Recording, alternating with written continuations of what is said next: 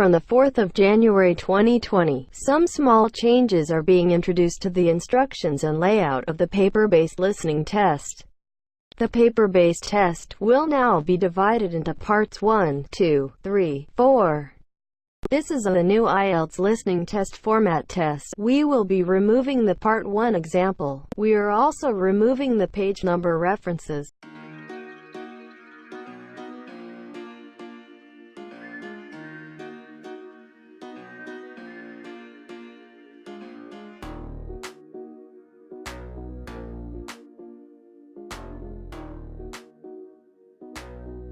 Part 1. You'll hear a man calling a catering company. First, you have some time to look at questions 1 to 5.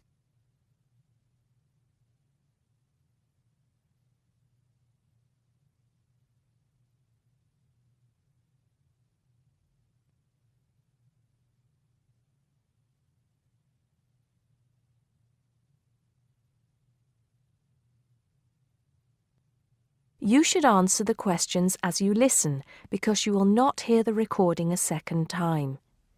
Listen carefully and answer questions 1 to 5. Hello, 5-star caterers. Can I help you? Oh, yes.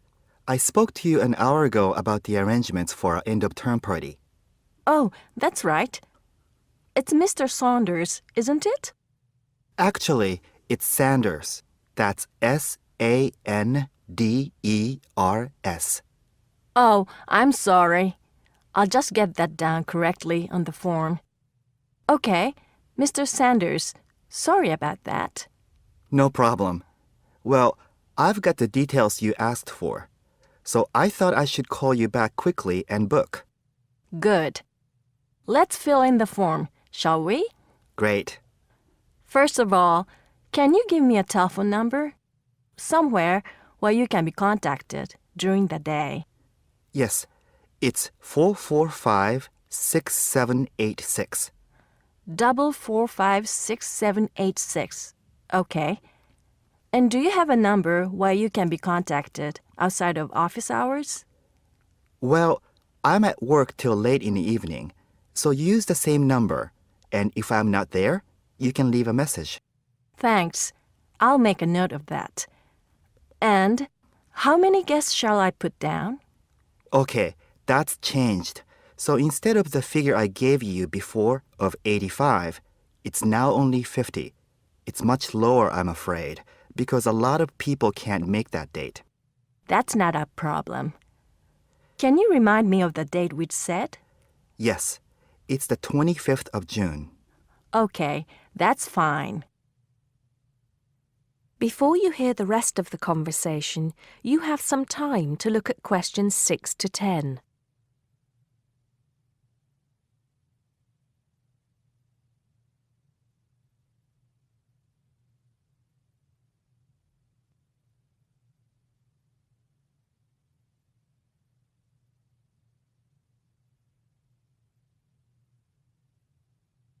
Now listen and answer questions 6 to 10.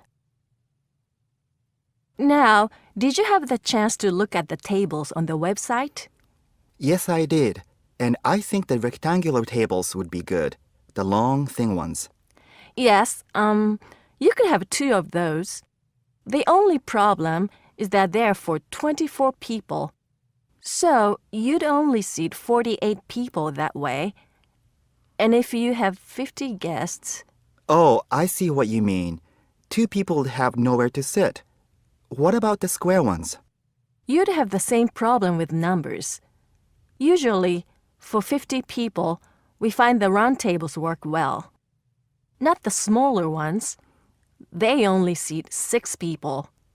The ones that seat 10, the large ones. So do you think we should have 5 of those? I think that would work well. Okay, that's what we'll do then. Fine. And have you decided on the menu you would like? Yes, I think so. But I wanted to ask you, we talked about having the 3-course meal with waiter service, but in the end, we thought it would be a bit too formal. So that leaves the buffet or the 7-course banquet. How much is a banquet again? £100 a head. That's too much and too formal. The buffet is fine. Okay, so I think I've got everything. We'd need a deposit of 50% of the total. Right. What's the total? Just a minute. Yes, it's £30 a head times 50, so that's £1,500. 50% of that would be $750 now, with the balance due another $750 on the day. Great. I'll call in tomorrow if that's okay. I can pay you the deposit then. We'll look forward to seeing you tomorrow then. Okay. Thanks a lot. Goodbye. Goodbye. That is the end of part 1. You now have half a minute to check your answers.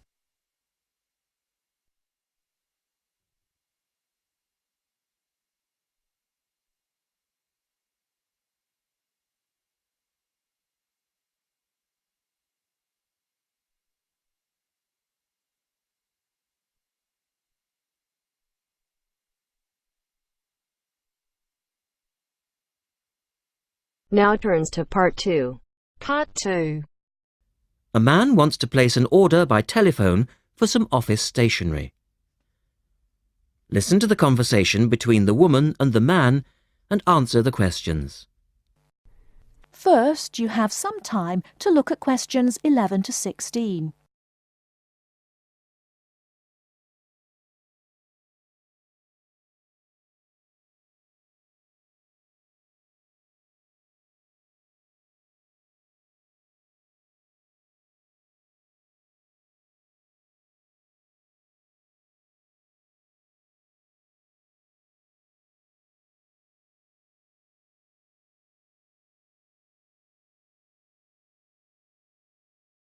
Now, listen carefully and answer questions 11 to 16.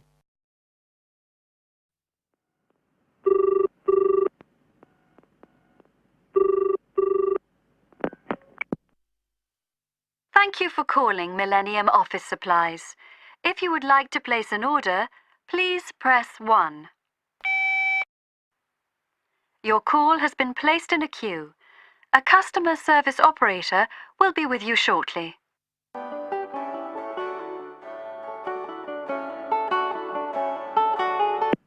Gina speaking. How can I help you? Oh, hello. I'd like to order some stationery, please. And who am I speaking to? John Carter. Right. Can I just confirm your account number and the name of your company, John? Sure. The account number is 692411. 692411. Right. And you're from Rainbow Computers? No, the company is Rainbow Communications. Oh, okay. I'll just fix that on the system. Communications. And what would you like to order, John? Envelopes. We need a box of A4, that is, normal size envelopes. White, yellow or manila? We'll have the plain white, please. But the ones with the little windows. Okay. One box, A4, white. Just the one box, was it? On second thoughts, make that 2 boxes. We go through heaps of envelopes. As a matter of interest, are they made from recycled paper? No, you can't get white recycled paper. The recycled ones are grey, and they're more expensive, actually. Right, we'll stick to white then. Something else, John? Yes, we need some coloured photocopy paper. What colours do you have? We've got purple, light blue, blue, light green, whatever you want, pretty much. There are 500 sheets to the pack. Right, let's see. We're going to need a lot of blue paper for our new price lists. So can you give us 10 packs, please? Make sure it's the light blue, though. 10 packs of the light blue. The woman asks the man if he needs anything else. Before you hear the rest of the talk, you have some time to look at questions 17 to 20.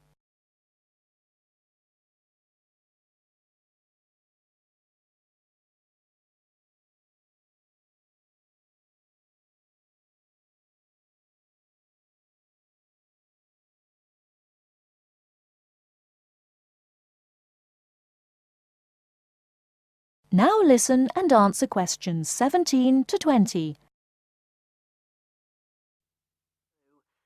Anything else that we can help you with? Let me think. What else do we need? I'm sure there was something else. Pens, paper clips, fax paper, computer supplies, office furniture? Oh yes, we need floppy disks. Do you have those nice coloured ones? Yes, but they're a bit more expensive than the black ones. Oh, that's all right. I'm not paying anyway. Right. Floppy disks.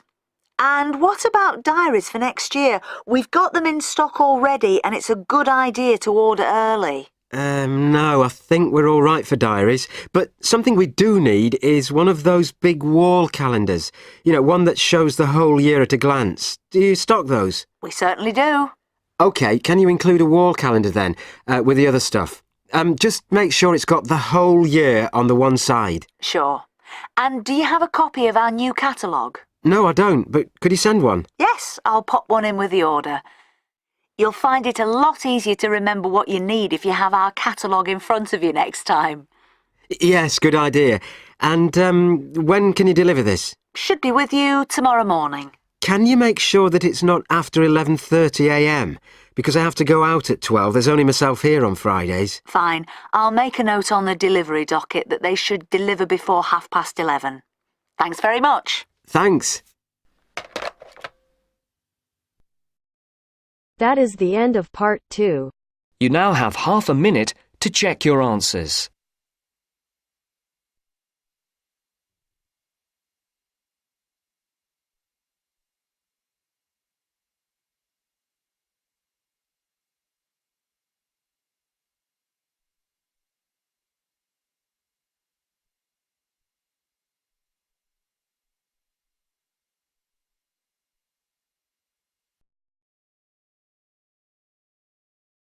Now turns to part 3. Part 3. You will hear a student, Penny, talking to two friends, Ray and Louise, about a television competition Ray has entered called Travel Documentary. Before you hear the conversation, you have some time to look at questions 21 to 26.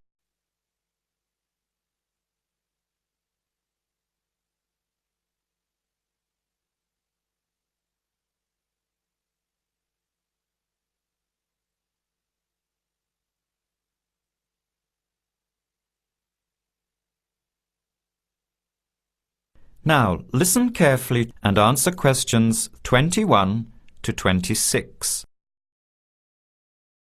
Hi, haven't seen you two in ages. What have you been up to? Hi, Penny. Ray is really excited. He's just been shortlisted for Travel Documentary. He could be off travelling around the world for 3 months. Travel documentary? What's that? You've never heard of it? Don't you watch TV? Well, actually, no, hardly ever. Especially since I've started working on my thesis. I don't have time to breathe, let alone watch TV. So what's this all about, Ray? Well, actually, it's a competition run by public TV. It involves my two great loves, travel and filmmaking. Is it that program where people are sent around the world making documentary videos? I have heard of it. Fantastic! So you've been chosen? Not yet. I'm one of 34 selected for an interview next week, so I've made it through the first cut. Yeah, there were over 200 applicants from around the country. Pretty amazing, hey? Well, I've been lucky so far. What's the next stage? 13 are chosen from the interview to do a 4-week training course in documentary filmmaking. Then, the 8 finalists get sent off with a video camera to travel around the world. Sounds incredible. What's the catch? The catch is that every 2 weeks you have to send in a 10-minute video from a different part of the world. It's broadcast on TV along with the work of 3 of the other competitors and judged by a panel of experts and the TV audience. So you're under a lot of pressure. Wow, I guess so. You mean you're on television every 2 weeks? Yep, that's right. But first I have to be selected. Do you have to have any filmmaking experience to apply? Some background in photography or video making helps, but you're not supposed to be an expert. In fact, you can't apply if you've already worked in filmmaking. We all get the same 4-week course, so we start with the same skills. Can you go anywhere in the world you want? Each competitor makes up his or her own travel plans and has to get them approved.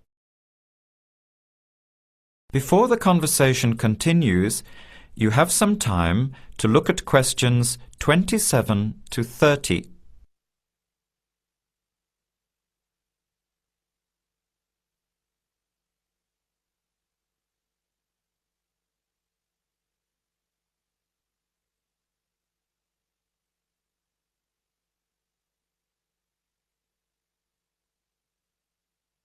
Now, as the conversation continues, answer questions 27 to 30.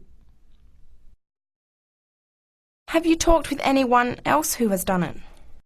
As a matter of fact, just last week I met Sarah Price, a girl from here who did it last year.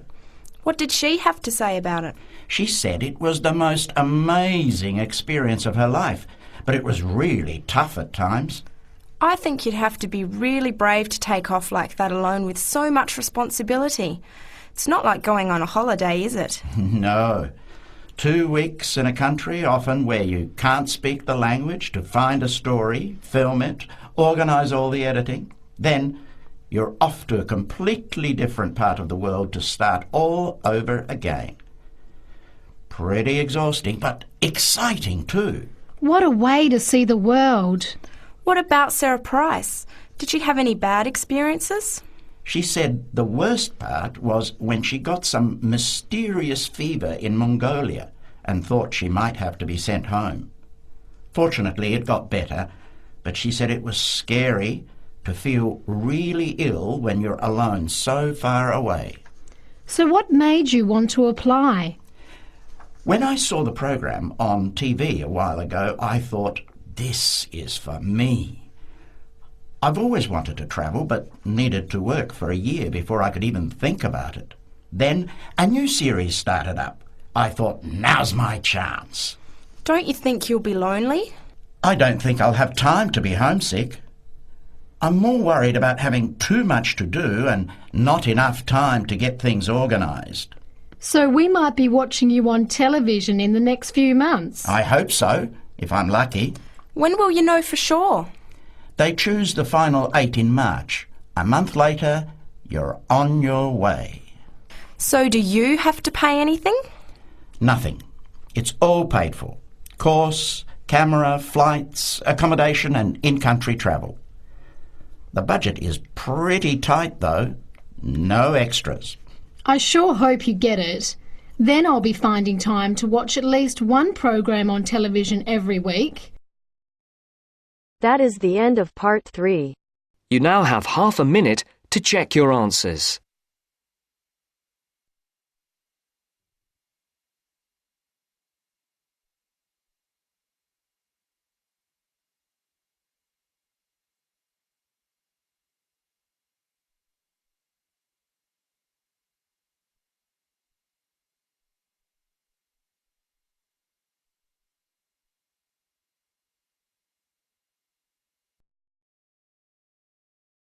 Now turns to part 4. Part 4. You will hear a talk on the work of a printing department at a university.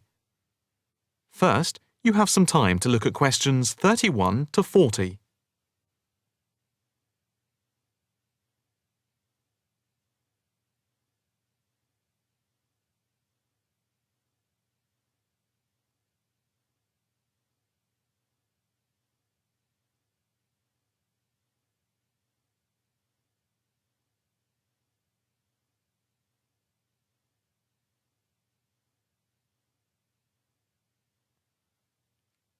Now listen carefully and answer questions 31 to 40. I am here to give you a brief outline of the work of this new department. The department of the printed word has a very short history, having been created just 10 years ago. Some statistics to start with. The first intake of undergraduate students consisted of 20 students, which rose to 37 in the second year. And we now have about 50 in the first year, doing a wide range of courses, full and part-time.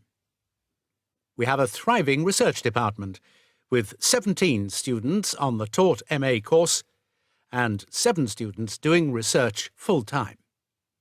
In all, we have 9 full-time lecturers and 16 part-time lecturers who work mainly but not exclusively in our evening department. Of the total student body, approximately 21% are from outside the country, a number which has been increasing steadily over recent years. Although students from overseas have to reach a minimum level of competence in English before they follow a course at the university, some may require remedial help with their English, and we can offer help through the Student Support Services as part of the general assistance given to all students. For home students, both graduate and undergraduate, there are bursaries to help with travel and accommodation, for which I would advise you to contact Mrs. Riley at the end of this session. Increasingly, we are forging external links with organisations in the publishing world, and we have been very fortunate in that we have received money to sponsor not just various students within the department, but also technicians and lecturers. Each year we hold a series of lectures which are given by external speakers in the world of printing and the media. The series of workshops that you see around you have been built thanks to a very generous donation which has allowed us to develop our facilities for bookbinding and restoration. Now, the main work of the department relates to teaching the mechanism of printing. And as most printing is now so highly technological, all our students have to be computer literate.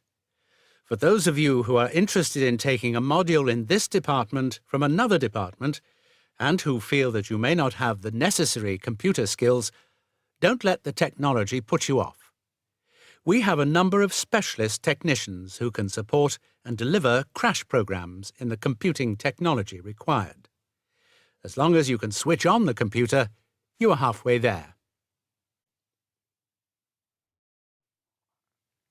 We have what can only be called state-of-the-art facilities, especially for those wishing to move into the publishing world, working not just as printers, but also in editing, page design, layout, and bookbinding. With the extensive facilities we have for book restoration, some of our former students are now employed as expert book restorers and conservationists, skills which were once almost dying out. In the display, you will notice samples of work on book cover design, and as well as having all the necessary computer programs for dealing with printing, we have some old printing presses. Despite being largely a modern department, we do have an increasing interest in research into the history of the printed word, ranging from early European to Chinese and Japanese printing techniques. We have in fact some very well-known experts on early printing in Europe in the 15th and 16th centuries. If this area appeals to you, you can talk to Dr. Fred Clare afterwards. From China, we're lucky to have as a visiting lecturer Dr. Yu, who is an authority on early Chinese manuscripts and printing machines. If you are thinking about doing a module with us, or you are interested in doing research after you have finished your first degree, the person to talk to is Professor Clarkson, who will be able to give you all the details. For postgraduate research, you should really be thinking about applying now, even though we are only in December, as the department now attracts large numbers of people, and we always have many applications for each research position. That is the end of part 4. You now have half a minute to check your answers.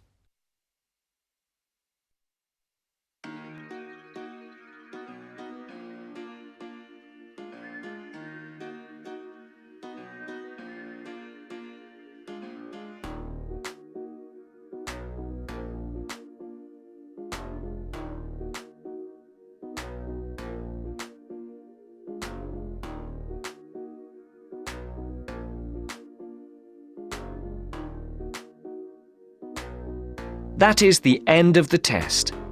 You now have 10 minutes to transfer your answers to your Ielts listening answer sheet.